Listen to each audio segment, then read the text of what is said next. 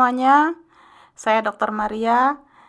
Kali ini kita akan membicarakan tentang penyakit yang sering dijumpai di masyarakat, yaitu sakit mah yang kronis. Nah, sakit mah yang kronis ini biasanya mengeluh adanya sakit ulu hati, perih di ulu hati yang hilang timbul, kemudian disertai dengan perut melilit yang posisinya tuh tidak pada satu tempat tetapi berpindah-pindah. Kadang disertai rasa mual, adanya sendawa atau GERD, kemudian disertai juga adanya gangguan BAB seperti susah BAB, bahkan bisa beberapa hari tidak BAB, ataupun BAB-nya keluar tapi kecil-kecil dan keras, atau bisa juga disertai dengan diare yang hilang timbul. Bahkan terjadinya sudah berbulan-bulan atau bertahun-tahun.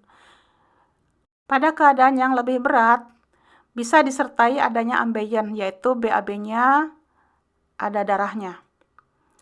Nah, secara umum pasien-pasien ini biasanya nafsu makannya bisa kurang, ataupun kalau nafsu makannya bagus, tetapi berat badannya tidak naik-naik dan kurus.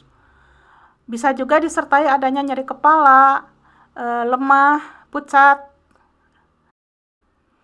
dan jika berdiri tiba-tiba dari posisi jongkok, biasanya matanya berkunang-kunang. Nah, istilah sakit mah kronis ini, itu biasanya kita berpikiran bahwa sakitnya itu disebabkan ada masalah di lambung. Biasanya asam lambung yang tinggi. Nah, ini disebabkan oleh ada 3 faktor, yaitu pertama faktor pikiran atau faktor stres. Yang kedua adalah faktor di lambungnya sendiri. Dan yang ketiga adalah faktor organ-organ yang ada di sekitar lambung, terutama usus. Biasanya pasien-pasien dengan sakit mah kronis ini sudah terbiasa minum obat, antara lain obat-obatan untuk mengatasi asam lambungnya. Ada juga yang mendapatkan obat-obat herbal dan lain-lain. Tetapi kondisi sakit mah kronis ini dia terus berulang, hilang timbul. Dan untuk itu kita perlu mengetahui apa sebab dari sakit mah kronis ini sehingga pengobatannya menjadi jauh lebih terarah. Ada berbagai pemeriksaan untuk mengetahui penyebab dari sakit mah kronis ini. Salah satunya adalah dengan USG atau ultrasonografi. Nah, pemeriksaan USG ini relatif murah, mudah, memang tergantung pada keterampilan yang memeriksa. Dan juga alat USG ini kita bisa jumpai bahkan sampai di tingkat puskesmas. Sehingga sebetulnya penanganan pemeriksaan sakit mah kronis ini itu bisa dilakukan di berbagai fasilitas kesehatan di seluruh pelosok negeri kita. USG ini bisa kita jumpai hampir di setiap fasilitas kesehatan, bahkan di tingkat puskesmas pun sudah ada alat USG ini. Biasanya di tingkat puskesmas, alat USG ini dipakai untuk pemeriksaan kehamilan. Tetapi sebetulnya alat ini bisa juga untuk pemeriksaan perut atau pencernaan. Nah, biasanya alat USG di puskesmas spesifikasinya sederhana, tetapi kita bisa jumpai alat USG yang jauh lebih lengkap di berbagai rumah sakit. Pengalaman selama lebih dari 20 tahun memeriksa pasien-pasien sakit mah kronis dengan alat USG, termasuk pelayanan pasien-pasien di Puskesmas Somlaki, Maluku Tenggara Barat, sekitar lebih dari 1.000 pasien, juga pelayanan dengan USG untuk pasien-pasien di beberapa puskesmas di Kabupaten Nias Selatan, Sumatera Utara, juga pelayanan pengabdian di desa-desa terpencil yang baik di Maluku, di Flores, dan juga di Nias Selatan. Jumlahnya banyak, sekitar 2.000 pasien. Dan juga ribuan pasien di berbagai rumah sakit, yaitu di Rumah Sakit Bergerak Somlaki, Maluku Tenggara Barat, di Ambon juga, kemudian di Flores, yaitu Rumah Sakit Lela, dekat Maumere, dan Rumah Sakit Bajawa. Kemudian di Rumah Sakit Lukas dan Rumah Sakit Stella Maris di Nias Selatan, Sumatera Utara, dan juga Rumah Sakit Hanau di Kalimantan Tengah, dan juga beberapa rumah sakit dan klinik di Bandung. Menunjukkan bahwa sakit mah kronis ini, tadi kita udah sebutkan bahwa penyebabnya adalah 3 faktor, yaitu faktor pikiran atau stres. Yang kedua adalah faktor lambungnya sendiri, dan yang ketiga adalah faktor dari pencernaannya atau ususnya. Menunjukkan bahwa sakit mah kronis ini lebih didominasi pada permasalahan di ususnya atau di pencernaannya.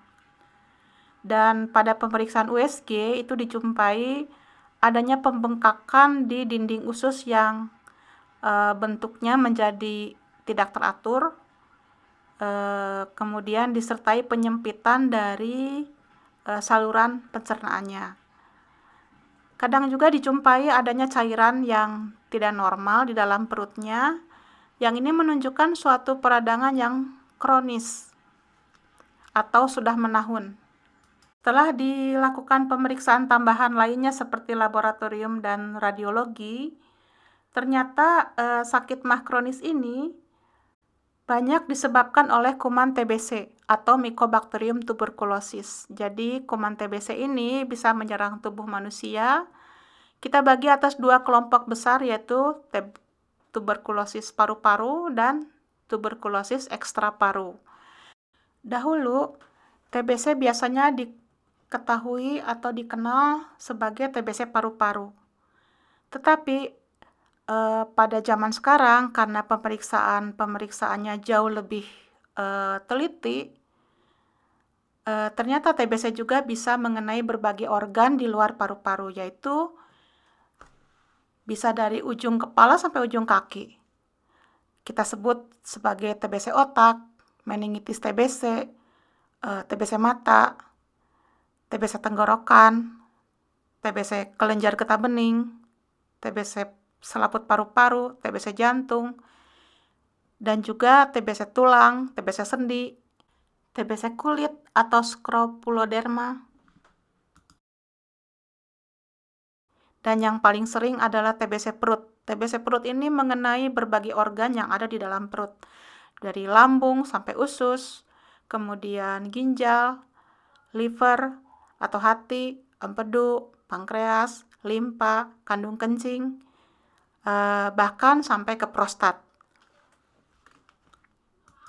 Sebelum kita memulai terapi dengan obat-obatan anti-TBC atau OAT singkatannya, itu alangkah baiknya kita mengetahui dulu organ-organ mana yang terkena oleh infeksi TBC ini. Jadi, selain paru-paru, kita harus juga mengecek atau memeriksa berbagai organ di luar paru-paru, sehingga nanti pengobatannya menjadi lebih menyeluruh. Karena kalau hanya untuk paru-paru, biasanya 6 bulan. Kecuali paru-paru yang berat, itu bisa sampai 9 bulan. Tetapi untuk pasien-pasien yang disertai dengan TBC ekstraparu, itu paling sedikit 9 bulan. Jadi kalau misalnya kita mengobati seseorang dengan hanya TBC paru tanpa kita mengetahui kondisi organ-organ di luar parunya, kemudian kita obati selama 6 bulan, kemudian pengobatannya dihentikan, ada kemungkinan TBC ekstra parunya yang harusnya 9 bulan diobati menjadi tidak sembuh. Nah, kondisi ini bisa menyebabkan infeksi TBC-nya menjadi kambuh atau obat-obatannya menjadi resisten. Nah, kembali kepada healing passion atau semangat untuk menyembuhkan secara keseluruhan, kita perlu juga memperhatikan kondisi emosi dan pikiran pada pasien tersebut, sehingga nanti penyembuhannya akan keseluruhan, baik badannya, emosinya, maupun pikirannya. Nah, setelah kita serius membicarakan tentang penyakit, kita masuk ke sesi hiburan. Namanya sesi tarot dan astrologi. Kartu tarot yang akan kita gunakan adalah kartu tarot Healing Light atau cahaya kesembuhan. Setelah dikocok, ternyata yang keluar adalah 3 sword atau 3 pedang. Nah, kartu ini menggambarkan ada sebuah jendela kaca patri, di mana ada di tengahnya tuh ada hati yang terluka, tertusuk oleh 3 pedang. Nah, di tengah hati ini ada lambang kupu-kupu, dan 3 pedang ini menembus jantung atau menembus hati. Tentu sakitnya luar biasa. Nah, terdapat beberapa pecahan kaca dan langit yang penuh dengan badai yang bisa kita lihat melalui jendela tersebut. Tetapi di situ kita melihat pula adanya mandorla yang berada di belakang hati yang terluka ini. Nah, mandorla ini memberitahukan kita bahwa ada harapan di balik rasa sakit saat ini. Kartu ini menunjukkan bahwa betapa sulit dan rasa sakit yang terjadi,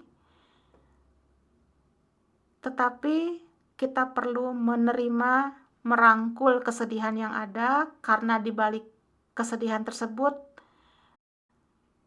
ada kekuatan, ada harapan untuk sembuh. Walaupun rasa sakit tersebut meninggalkan bekas-bekas luka, tetapi kita akan pulih, akan sembuh, dan melanjutkan kehidupan kita. Nah, selanjutnya kita memasuki sesi astrologi, di mana pada posisi di Bandung 20 April 2023 pukul 11.13 matahari dan bulan akan tepat pada posisi Aries 29 derajat 50 detik. Dan ini disebut gerhana matahari atau solar eclipse dan bulan baru atau new moon.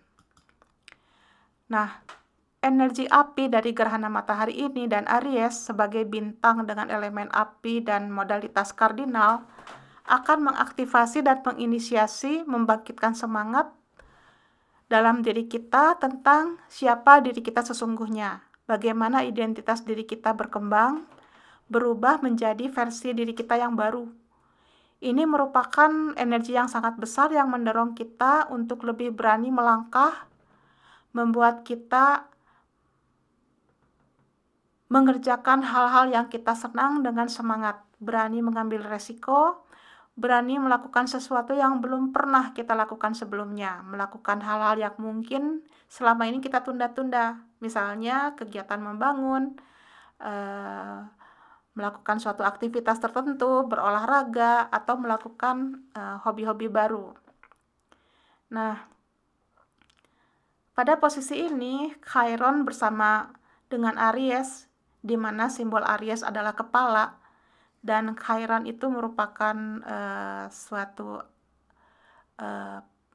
asteroid yang memberikan energi untuk kesembuhan. Demikian teman-teman, terima kasih atas perhatiannya dan salam sehat selalu.